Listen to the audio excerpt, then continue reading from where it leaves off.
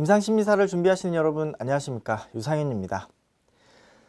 이번 강의는 이제 계속해서 이제 윤리에 대한 부분들 정리를 좀 해보겠습니다. 첫 번째로 우리가 그 상담의 윤리에서 전문적인 태도, 그 다음에 비밀 보장, 이 두 가지를 살펴봤는데요.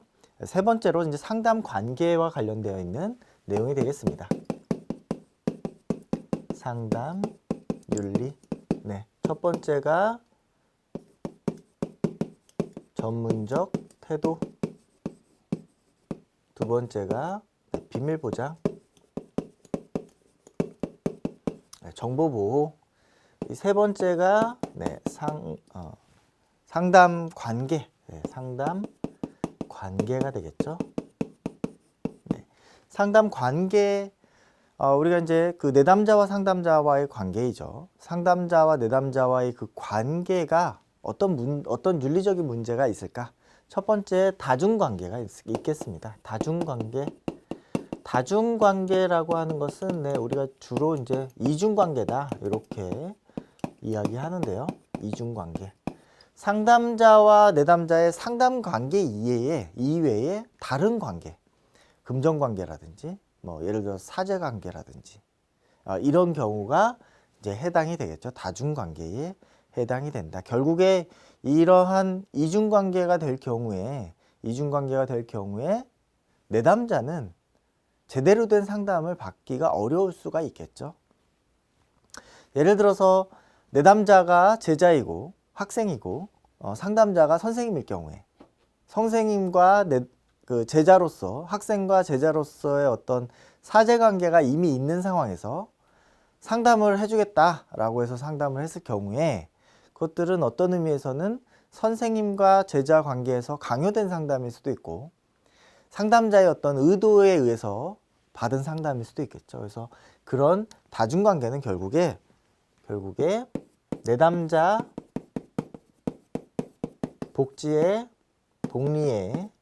복리를 저해야 한다.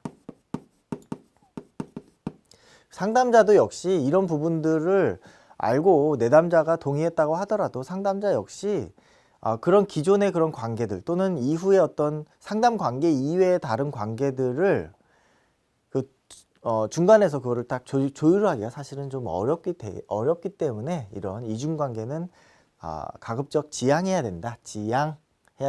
이렇게 이야기하고 있고요. 두 번째 나와 있는 것이 이제 성적인 관계, 성적 관계. 이러한 성적인 관계 역시 이중관계의 하나로 볼 수 있겠죠.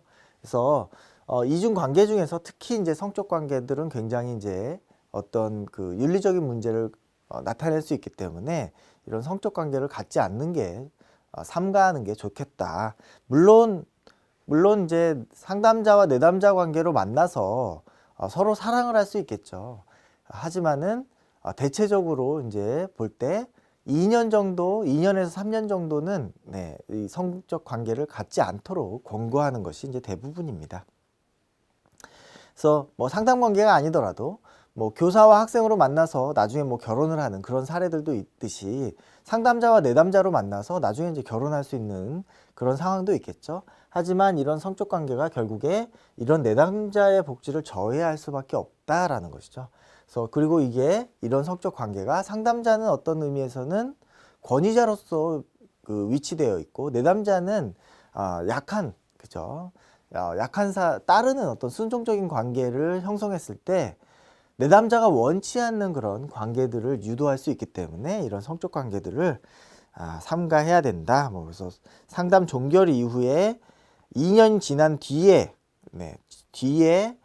이것들이 이제 착취적인 게 아니라 서로 사랑해서 그렇다라고 했을 때만 가능하다. 이런 식으로 굉장히 조금 엄격하게 보고 있는 내용입니다. 그래서 이런 성적 관계 때문에 많은 어떤 그 상담 관계에서 문제가 생기고 윤리위원회에 제소가 되는 그런 사례들이 많이 있다. 이렇게 기억하시면 되겠고요.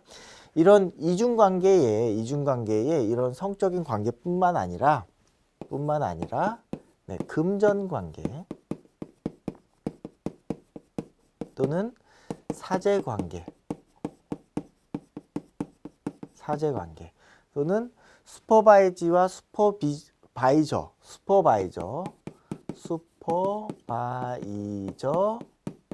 또는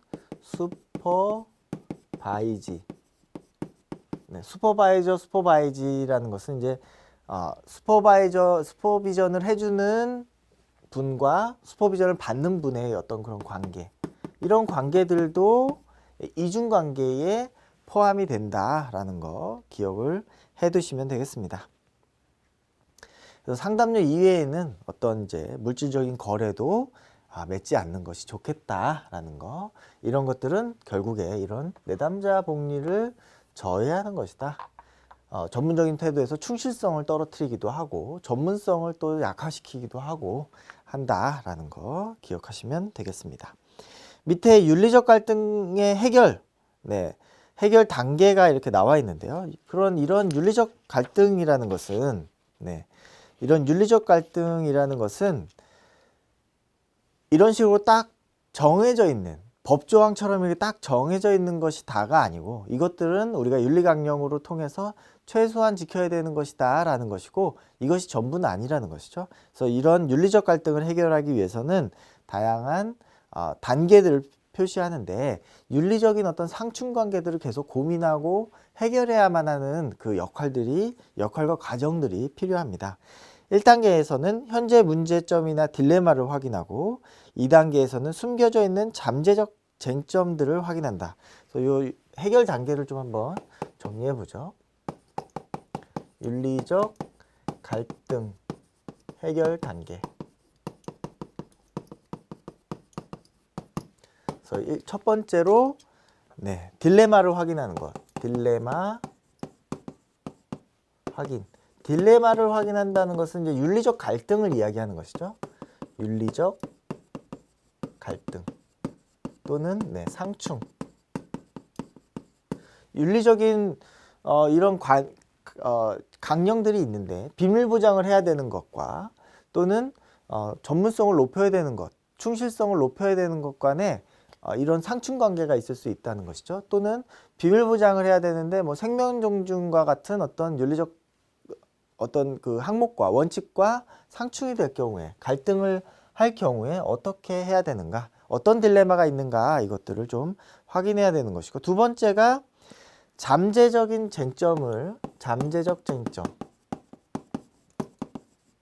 쟁점들도 확인해야 되겠다. 잠재적인 쟁점. 그 다음에 세 번째가 문제에 대한 일반적인 지침을 기술하고 있는 윤리적 강령이나 법 규정 등을 살펴본다. 그래서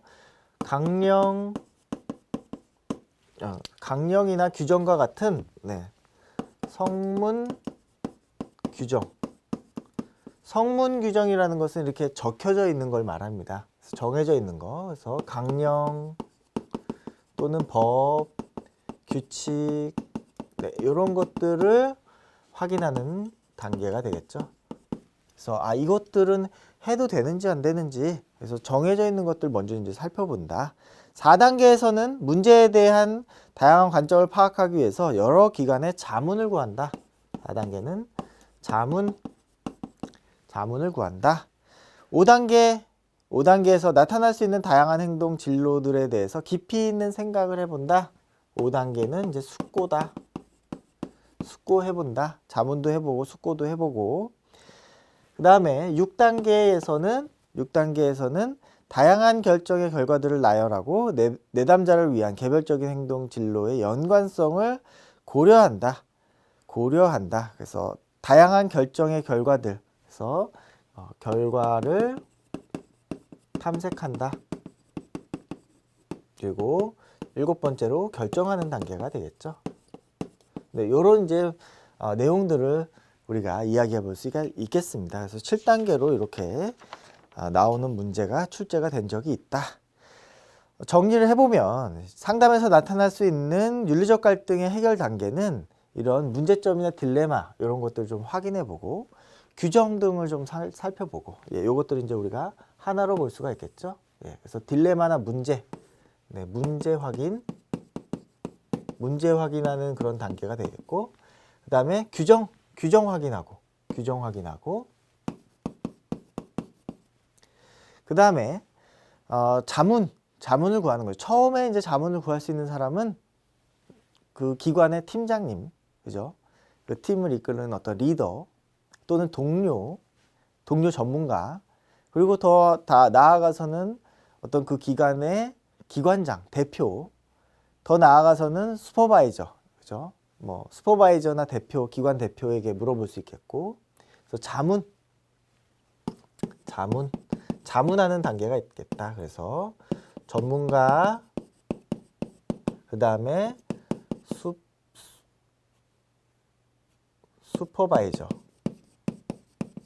슈퍼바이저 또는 팀장, 뭐 리더, 동료, 뭐 이런 분들에게 자문을 구하는 그런 단계가 되겠죠. 그 이후에 이런 다양한 숙고와 결정 단계, 이런 식으로 우리가 얘기해 볼 수가 있겠습니다. 그래서 이렇게 이제 줄여서 4단계로 정리를 해볼 수도 있겠죠. 그래서 윤리적 해결 단계는 이런 단계들을 거친다는 거 기억하시면 되겠습니다. 교재의 밑에 쪽을 보시면 기록 및 녹음과 관련된 그 청소년 상담사 윤리 강령이 있는데요. 그래서 그 녹음을 어떻게 보관하는지 그런 내용이고요. 그래서 동의 없이는 다른 기관에 제공하지 않는 것이고, 그 다음에 삭제를 요청할 경우에는 삭제해야 된다라는 것이죠. 그 내담자, 실제 녹음이 되어 있는 내담자가 삭제 요청할 경우에 삭제해야 된다. 특별한 어떤 그 뭐 제한 사항이 없는 상황에서는.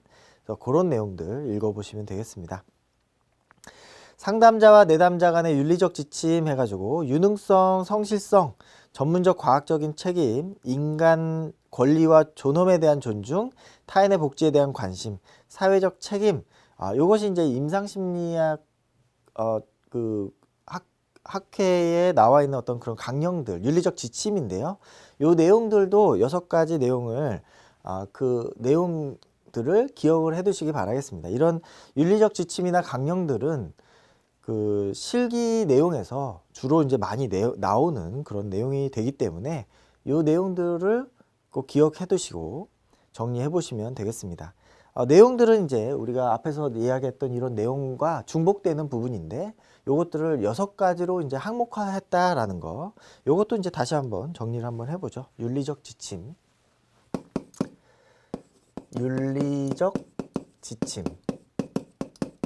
네, 윤리적 지침은 이제 임상심리학자와 관련된 윤리적 지침이 6가지로 되어 있다. 그래서 유능성,